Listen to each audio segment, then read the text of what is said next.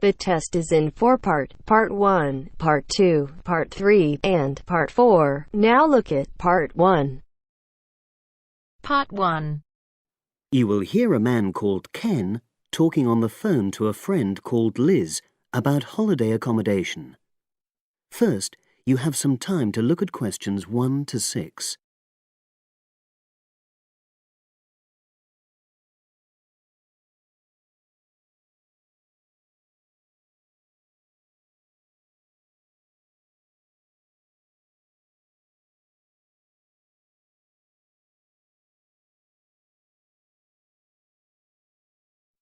Now we shall begin.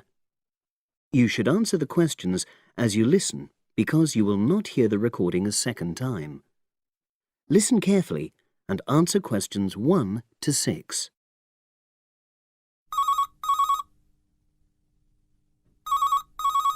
Hello. Hi Liz, it's Ken here. Hi, Ken. Nice to hear from you. Are you...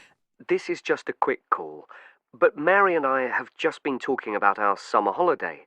We haven't booked a place yet, and we've left it a bit late. We were just wondering if you know of any holiday rentals in your area. It's so nice there. Well, yes. I can think of 2 or 3 places that are very nice. What dates have you got in mind? The 10th of July to the 22nd of July. Oh, yes. That is quite soon, isn't it? Well, there's a place near here called Moonfleet. Is that MOONFLEET? That's right. It's quite a rural location, and it's next to the owner's house, but it's got fields all around it, so it's very pretty. Sounds okay. Can you tell me a bit more about it? Well, it's an annex to the owner's house, and it's an apartment with 2 bedrooms and an open-plan living area. Well, I like the sound of it. Is there anything we might not like about it? Well, it's quite a distance from the nearest shops, that's all. Okay. And... well, I'll tell Mary, but I don't think she'd mind that. Do you know how you book it?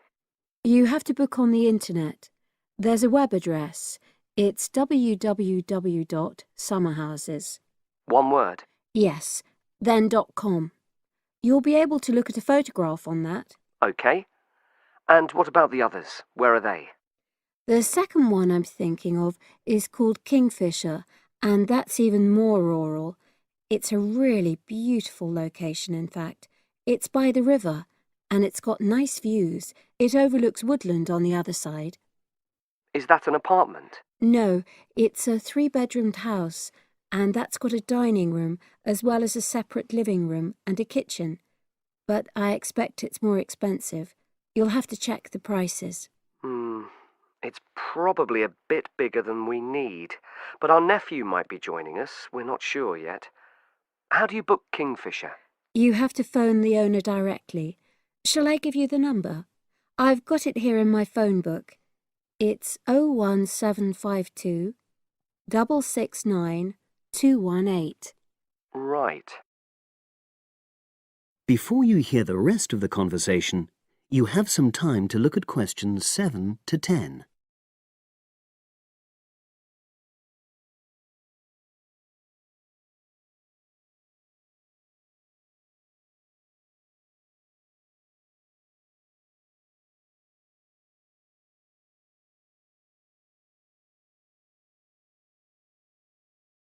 Now listen and answer questions 7 to 10.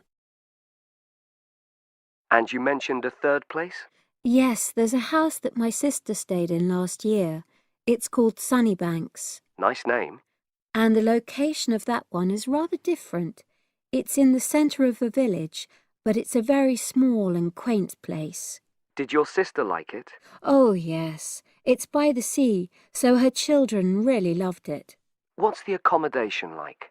I'm not sure about the number of rooms, because I haven't been in it myself, but I think she said it's quite spacious, and I know it's got its own garden. It's not very big, but it's not shared with anyone else, and it's supposed to be very pretty. Any snags? Problems? The only other thing I can think of is that there's nowhere for parking. The streets are too narrow, so you have to leave your car somewhere else and then walk to the house. It's only about 10 minutes away, but... OK. Well, I don't think it matters personally. How do you book it? There's an agent you have to contact. I don't know his details, but I can ask my sister and let you know tomorrow. Thanks, Liz. That'd be great. I'll talk to Mary and see what she says. Thanks for your help. That's okay, Ken. I'll speak to you again tomorrow. I hope you find what you're looking for. That is the end of part 1. You now have half a minute to check your answers.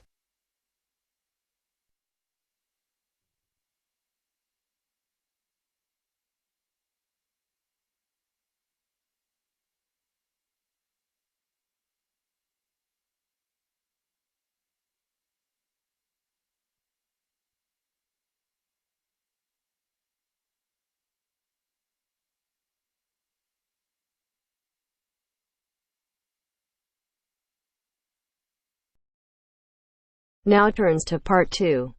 Part 2. You are going to hear a tutor talking to a group of philosophy students. First, look at questions 11 to 13.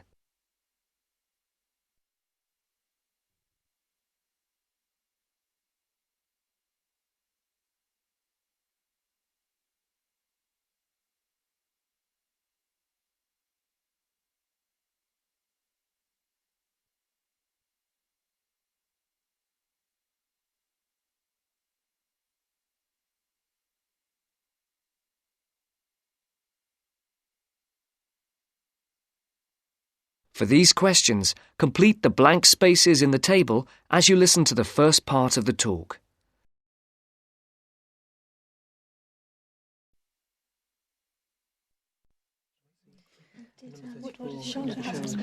Good morning, everyone. Good morning. My name is Dr. Russell, and I am your tutor for philosophy this year. I think we're all here. Let's see, 5, 6, 7, yes, that's everyone. Before we look at the 3 lectures you've had on philosophy this week, I would just like to run through a few things about what you can expect of me as tutor and what in turn we expect of you. As for myself, my function as tutor is to help you in all things relating to your work in the philosophy course. The help that I am able to give is, of course, mainly academic. For personal matters, I can refer you to other support services in the university, ranging from counselling to welfare. One thing that I would point out is that if you feel that you need to talk to someone, no matter how insignificant it is, don't leave it.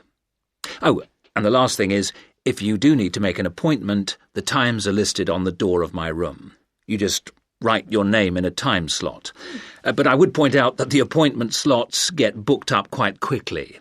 If it's urgent, catching me between sessions is the best idea. That way we can sort something out quickly.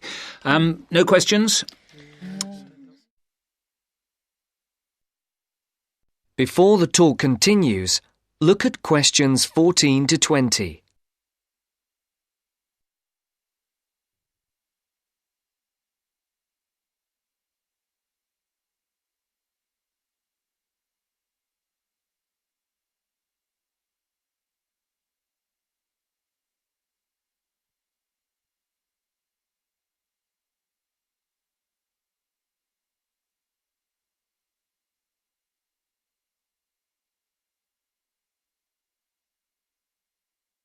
As you listen to the second part of the talk, answer the questions. For questions 14 to 19, circle the correct letter, A, B, or C.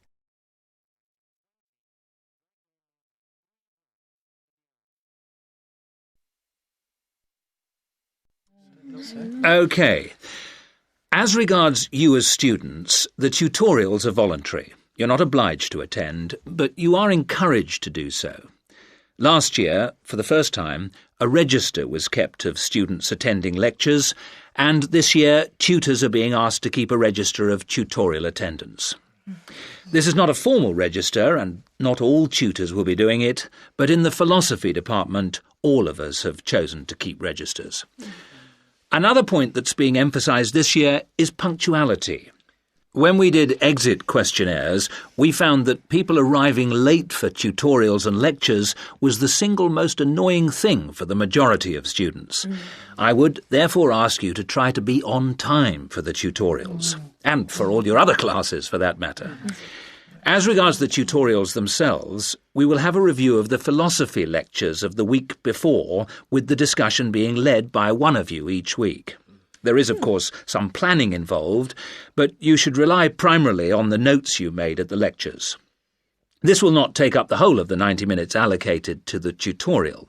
For the rest of the time, we will look at a particular philosopher, period or concept for which you will be expected to do some preparation each week. This will range from reading about a particular individual or concept to preparing a brief outline on a subject of your choice.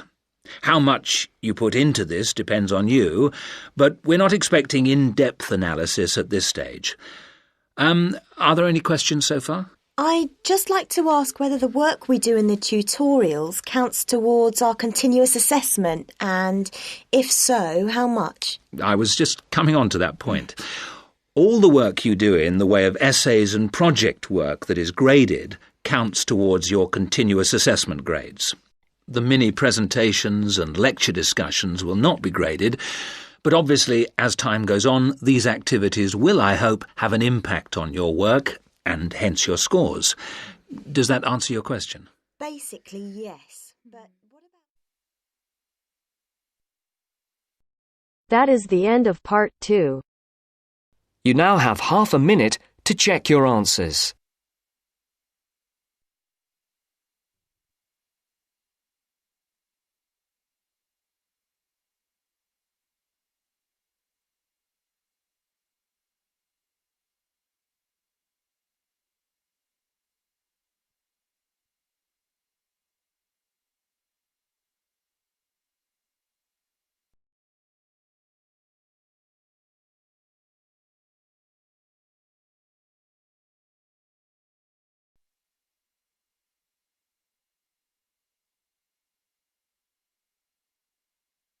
Now turns to part 3.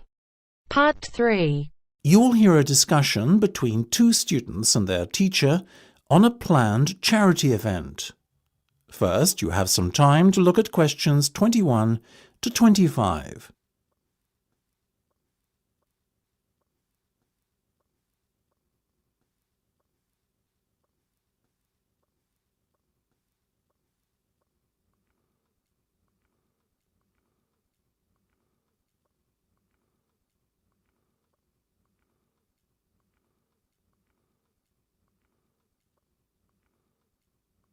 Now listen carefully and answer questions 21 to 25. So, are you making any progress with your plans for our annual charity event? I guess first things first, have you decided what charity it will be in aid of this year? We're thinking about Help the Children Africa, sir. Well, that's Mark's idea, sir, but I myself prefer a local charity called the Meals on Wheels. I'd have to agree with Laura on this one, Mark. After all, we're supposed to be giving back to the local community, and although helping African children is a very worthy cause, it's a little outside our remit. That settles it, I guess. Moving on from the beneficiary question, have you made a decision on what type of event it will be? Yes, we plan on doing something a little different this year. We're calling the event Balloonathon. Basically, we're going to offer balloons for sale to all the students. Balloons? I don't see where you're going with this. Why would they want to buy a balloon? Well, here's the thing. We don't actually give them the balloon. Instead, we'll write their name on it along with the special phone number, and then we'll release all the balloons into the air. When they fall to the ground, if a person finds one and rings a special number, then both he and the student who've bought the balloon will win a gift voucher. That sounds like an excellent idea, guys. Well thought out. This Balloonathon has a real novelty value attached to it, don't you think? Exactly what we said, sir. The only drawback is that the gas you put into the balloons is rather expensive. How much? About £20 per canister, and we'll need about 10. And how many balloons are you planning to blow up? Well, there are over 1,000 students in the school, so if even 1/3 of the students buy one, we'd need about 350 balloons. We've decided to order 500 so we don't run out. The good thing is we can return the canisters of gas if we don't use them, and the balloons aren't expensive, so there's no real risk of us spending a lot of money without getting a good return. You two have really thought this one out. I'm impressed. Before you hear the rest of the discussion, you have some time to look at questions 26 to 30.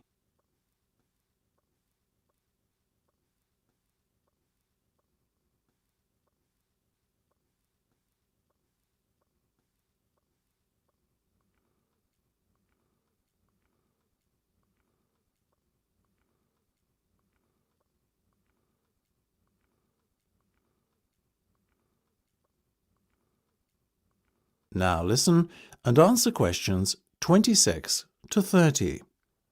Thank you, sir. So, how much money do you think we can raise? Well, each balloon costs about 1p, and when it's filled with gas, it's going to cost us about 50 pence. We reckon that if we sell our balloons at a price of £1.50 and we sell all 500 of them, we'll end up making a profit of £1 per balloon. So that's £500 in total. That's fantastic. And it gets better, sir. We've secured a sponsor for our event who's going to give us £1,000. How did you find a sponsor? The balloon company we approached about buying the balloons asked us if we'd be interested in letting them sponsor us too. What's in it for them? They're going to print their logo on every balloon. I think you've done a good deal there. Thank you, sir. So, do we have your approval to confirm our order? Absolutely. But you know, I think we can sell more balloons if we set our minds to it. So why not order double the amount? 1,000 instead of 500. We're going to need more than 10 canisters of gas then. Double the amount, presumably. Correct. OK, let's go for it. Let's make this year's charity event our most successful ever. That is the end of part 3. You now have half a minute to check your answers.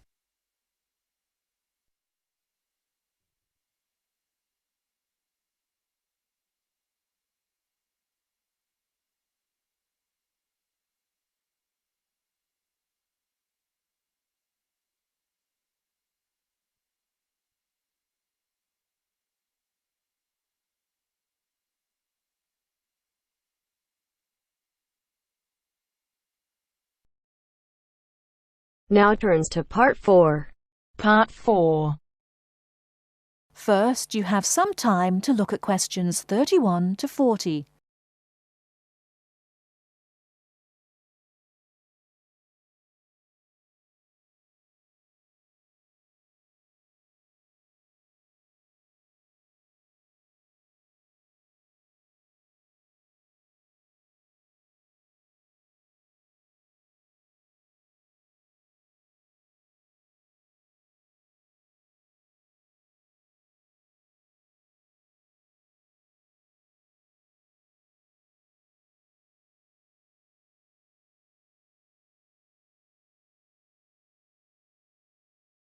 Now, listen carefully and answer questions 31 to 40. River dance is an expression of modern Irish culture, but it is based on a culture which had its golden era from the 6th to the 9th century.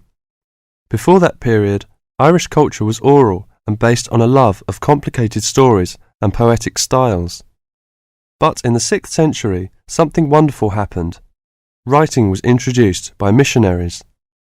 From then on, the culture of Ireland began to develop in ways impossible before and had considerable influence in Northern Europe in the period up till the 9th century. With the invasions which began in the 9th century, this golden age collapsed and there never was any real recovery.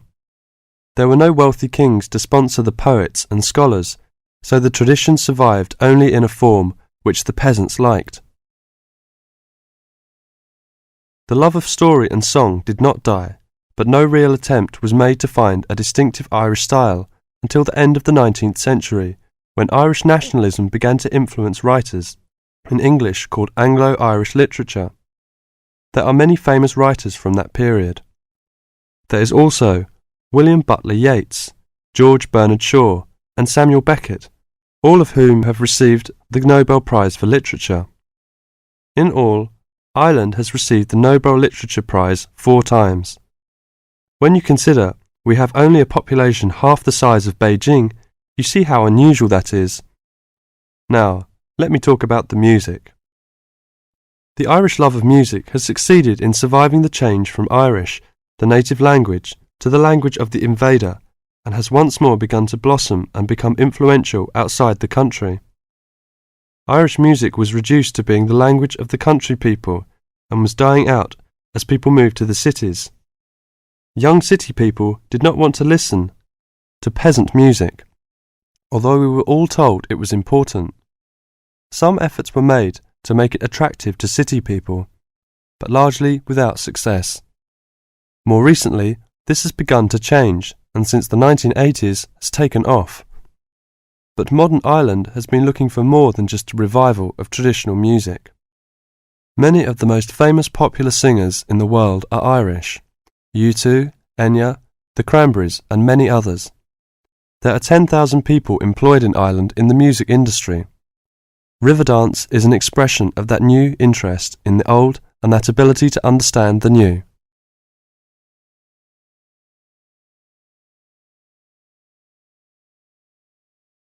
That is the end of part 4. You now have half a minute to check your answers.